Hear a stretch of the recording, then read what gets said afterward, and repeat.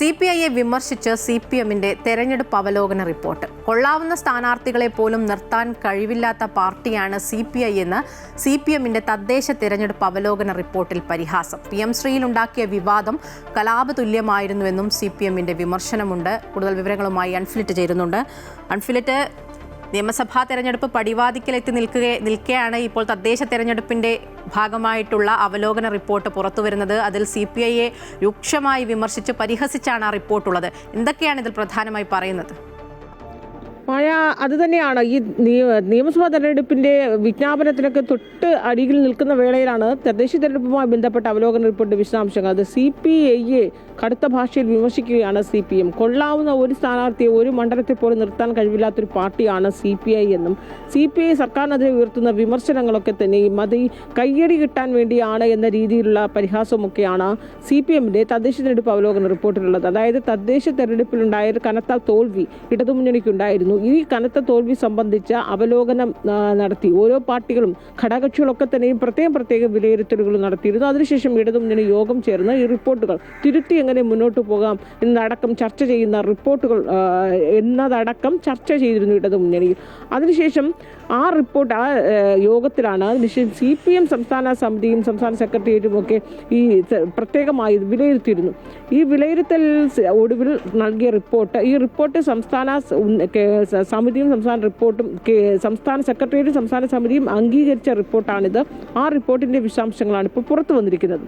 അതിലാണ് CPI കടുത്ത ഭാഷയിൽ വിമർശിച്ചിരിക്കുന്നത്. അതായത് PM ശ്രീയിലടക്കം നമുക്കറിയാം ലോക്കൽ ബോഡി ഇലക്ഷന്റെ തൊട്ട് മുന്നേ നടന്ന ആ PM ശ്രീ പദ്ധതിയിൽ ഒപ്പിടുന്നതുമായി ബന്ധപ്പെട്ട വിവാദം എത്രത്തോളമാണ് സർക്കാരിനെയും മുന്നണിയൊക്കെ ആടിയുലപ്പിച്ചതെന്നൊക്കെ നമുക്കറിയാം.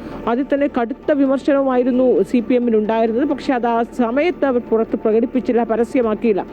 ശിവൻകുട്ടി ചില പരാമർശങ്ങൾ വിമർശനങ്ങൾ നടത്തിയതെന്ന് ഒഴിച്ചു നിർത്തിയാൽ മറ്റാരും തന്നെ ആ വിഷയത്തിൽ തൊട്ടിരുന്നില്ല CPM നേതാക്കൾ.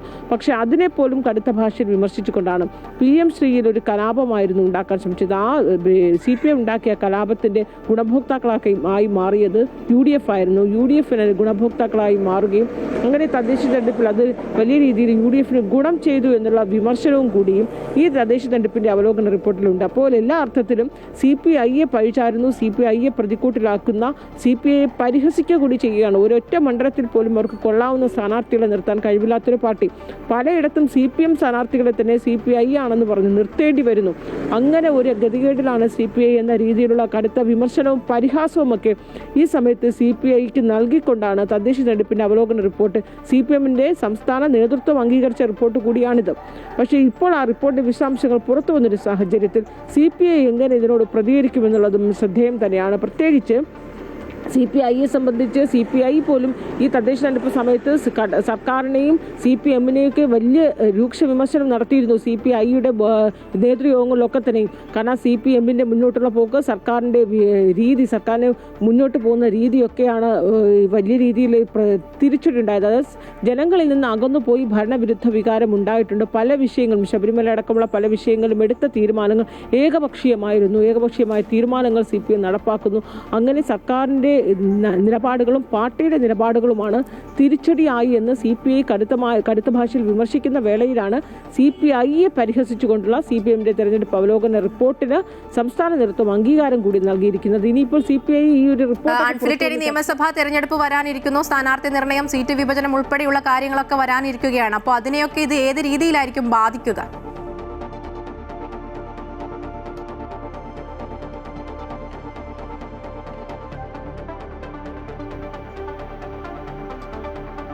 അതായത് ഈ റിപ്പോർട്ട് പുറത്തു വന്നു, റിപ്പോർട്ടിൽ ചർച്ചയാകുന്നൊരു പശ്ചാത്തലമാണ്. കാരണം മാധ്യമങ്ങളുടെയൊക്കെ റിപ്പോർട്ട് ചർച്ചയാകുമ്പോൾ നിലവിൽ ഞാൻ സൂചിപ്പിച്ചതുപോലെ ഒരുപക്ഷെ ഈ വിജ്ഞാപനത്തിന് തൊട്ട് മുന്നേ ഇതൊരു വീണ്ടും ഒരു ചർച്ചയാക്കേണ്ടതില്ല എന്ന് പക്വതയോടുകൂടി തന്നെ നേതാക്കൾ തീരുമാനമെടുക്കുമെന്ന് നമുക്ക് പ്രതീക്ഷിക്കാം. കാരണം അത്രയേറെ നിർണായകമായൊരു തെരഞ്ഞെടുപ്പിനാണ് കളമൊരുങ്ങുന്നത്. ഈ ഒരു സാഹചര്യത്തിൽ വീണ്ടും മുന്നണിക്കുള്ള ഏറ്റവും പ്രധാനപ്പെട്ട രണ്ട് കക്ഷികൾ തമ്മിൽ പോരടിക്കാനുള്ള രാഷ്ട്രീയ സാഹചര്യം ഉണ്ടാക്കില്ല എന്ന് തന്നെയാണ് മനസ്സിലാക്കുന്നത്. എന്തായാലും ഈ റിപ്പോർട്ടിൻ്റെ വിശദാംശങ്ങളൊക്കെ പുറത്തു വന്നതേയുള്ളൂ. അത് മാത്രമല്ല അത് തദ്ദേശ തെരഞ്ഞെടുപ്പുമായി എങ്ങനെ ബാധിച്ചു എന്നുള്ളത് വിലയിരുത്തലാണ്. ഇനി തദ്ദേശ തെരഞ്ഞെടുപ്പ് കഴിഞ്ഞു, മാസങ്ങൾ പിന്നിട്ടിരിക്കുന്നു. ഈ ഒരു വേളയിൽ വീണ്ടും അതിനെ ചൊല്ലിയുള്ള ഒരു കലഹം മുന്നണിക്കുള്ളിൽ ഉണ്ടാകേണ്ട ഒരു അന്തരീക്ഷം ഇല്ല എന്ന് തന്നെ മുന്നണി ആ രീതിയിൽ തന്നെ CPM-ഉം CPI-യും കൈകാര്യം ചെയ്യുമെന്ന് തന്നെയാണ് നമ്മൾ മനസ്സിലാക്കുന്നത്.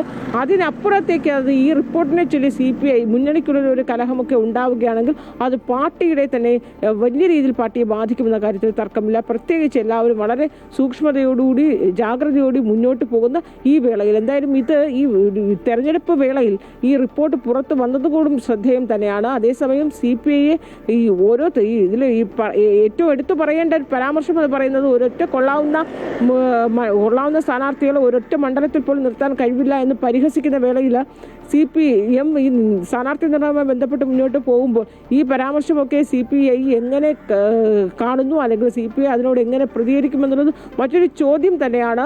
ഇതിനെയൊക്കെ തന്നെയും പ്രതികരണമൊന്നുമില്ലാതെ CPI ഇതിനെ അവഗണിച്ച് മുന്നോട്ട് പോകുമോ എന്നുള്ളതാണ് അറിയേണ്ടത്. പക്ഷേ അതേസമയം ഇനി ഈ നിയമസഭാ തെരഞ്ഞെടുപ്പിൽ സ്ഥാനാർത്ഥി നിർണ്ണയവുമായി ബന്ധപ്പെട്ടുള്ള ചർച്ചകൾ നടക്കുമ്പോൾ പ്രത്യേകിച്ച് മുന്നണിക്കുള്ളിൽ അത്തരം CPI-യുടെ സ്ഥാനാർത്ഥികളെ CPI തന്നെയാണ് തീരുമാനിക്കുന്നത്. അതിനകത്ത് CPM-ന്റെ തീരുമാനങ്ങളോ ഒന്നും തന്നെ ഉണ്ടാവുകയില്ല. എങ്കിൽ പോലും ചില സാധ്യതയുള്ള അല്ലെങ്കിൽ ഏറ്റവും അധികം ത്രികോണ മത്സരം നടക്കേണ്ടി വരുന്ന ചില മണ്ഡലങ്ങളുണ്ട്. അത്തരം മണ്ഡലങ്ങൾ CPI-യുടെ കൈവശവുമുണ്ട്. ആ മണ്ഡലങ്ങളിലൊക്കെ CPI-ക്ക് ഏകപക്ഷീയമായി ഒരു സ്ഥാനാർത്ഥി നിർണ്ണയത്തിലേക്ക് കടക്കുമ്പോൾ CPM-ന്റെ എന്തെങ്കിലുമൊക്കെയുള്ള ചില നിർദ്ദേശങ്ങളൊക്കെ ഉണ്ടാകുമെന്ന് തന്നെയാണ് നമ്മൾ പ്രതീക്ഷിക്കുന്നത്. അങ്ങനെ ഉണ്ടാകുന്ന വേളയിൽ ഇപ്പോൾ ഈ തദ്ദേശ തെരഞ്ഞെടുപ്പ് ബന്ധപ്പെട്ട അവലോകന റിപ്പോർട്ടുകളൊക്കെ ഒരു പക്ഷേ ചർച്ചയാകാനുള്ള സാധ്യതയും തള്ളിക്കളയാനാകില്ല. മായ.